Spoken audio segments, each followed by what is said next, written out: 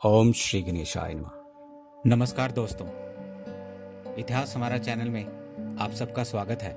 मित्रों, आषाढ़ माह की शुक्ल पक्ष की एकादशी है, देवशयनी एकादशी है। और खास बात तो ये है मित्रों कि ये 4 जुलाई मंगलवार को है। बड़ा ही अद्भुत संयोग है मित्रों।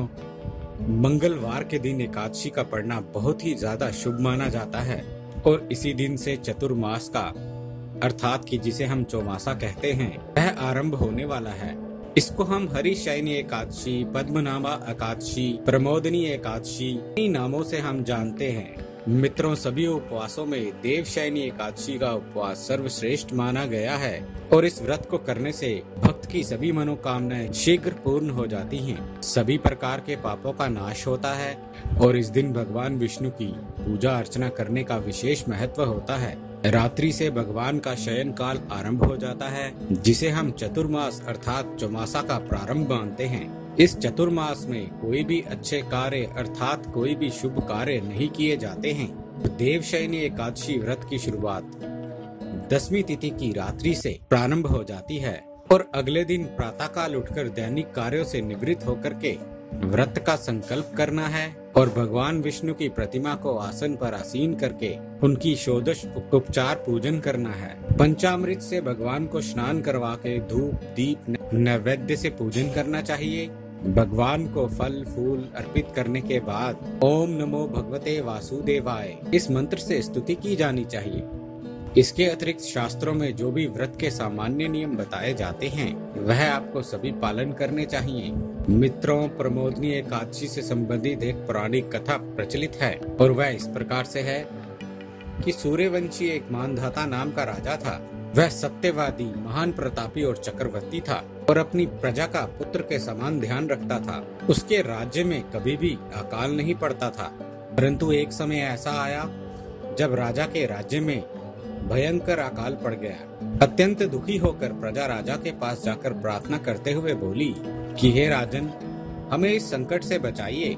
राजा इस दुख को देखकर बहुत दुखी हुए और इस कष्ट से मुक्ति पाने के लिए कोई साधन ढूंढने के उद्देश्य से वह सैनिकों के साथ जंगल की ओर चल दिए। घूमते घूमते वह ब्रह्मा के पुत्र अंगदा ऋषि के आश्रम में पहुँचे। राजन ने उनके सम्मुख प्रणाम कर अपनी समस्या बताई।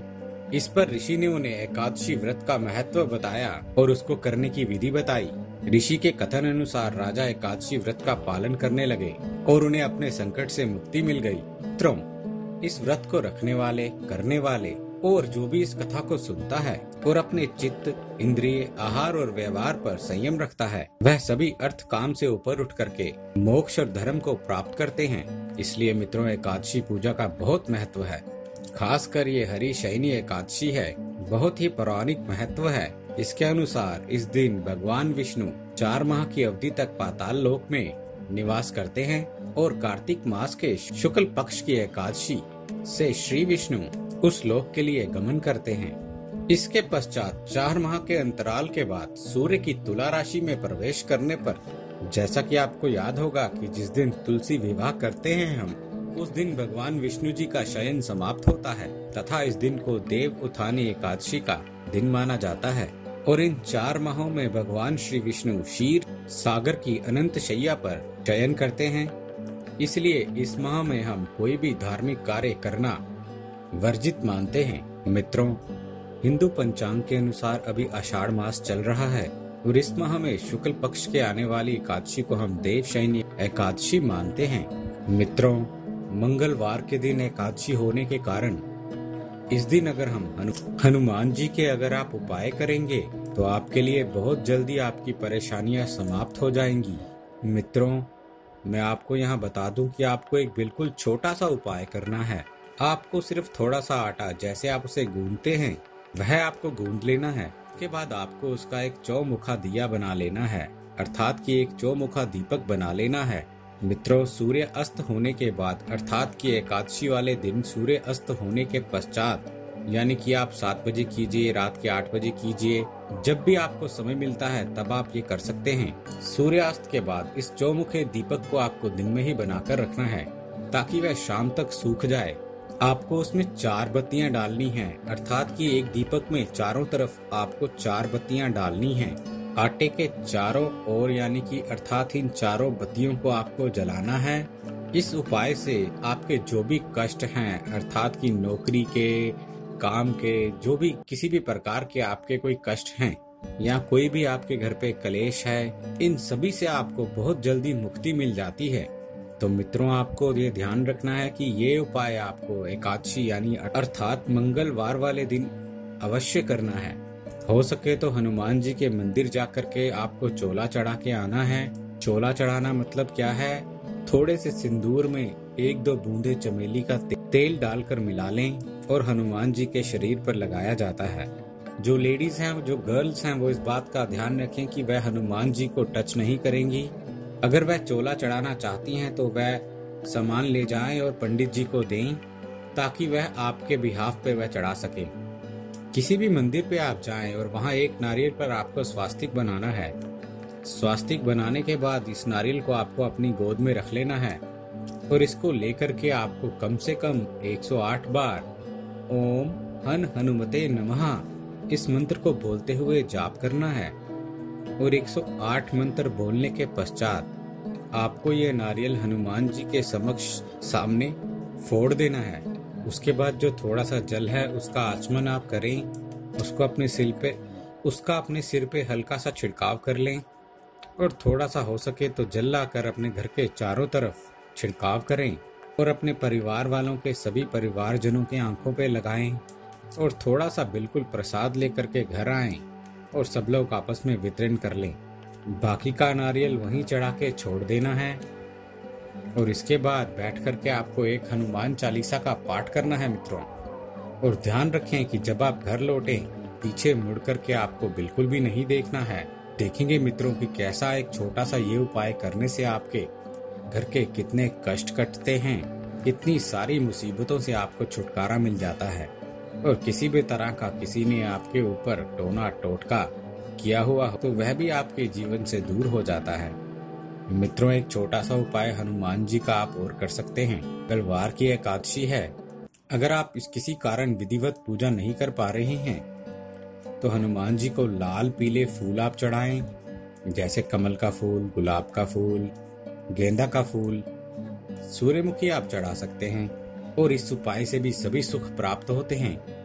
मित्रों, अगर कुछ भी ना मिले तो तुलसी दल लेकर हनुमान जी को चढ़ा दें या तुलसी की माला बना करके हनुमान जी को चढ़ा दें और इस उपाय से भी माने जाते हैं कि सभी प्रकार के सुख प्राप्त होते हैं।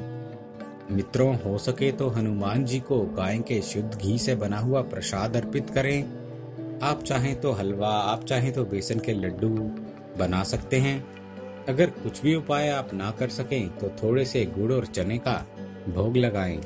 मंदिर में जाकर के आप इस प्रसाद को चढ़ाएं और उसके बाद वहां पर जो भी भक्तजन हैं उनमें ये प्रसाद वितरण कर दें, बांट दें और थोड़ा सा प्रसाद ग्रहण करने लायक खुद भी ग्रहण करें और अपने परिवारजनों के लिए लेकर आएं।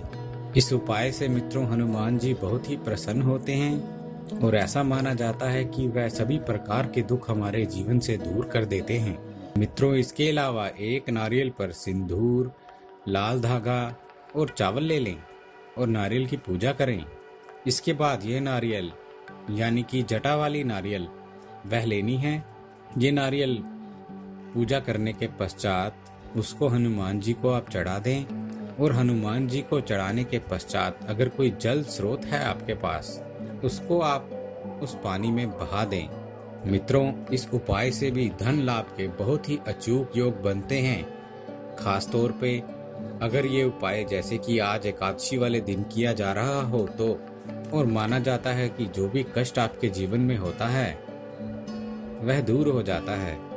मित्रों, बहुत ही अचूक उपाय है और आप देखेंगे कि आपके जीवन में बहुत सारी परेशानियों का उपाय हो जाता है।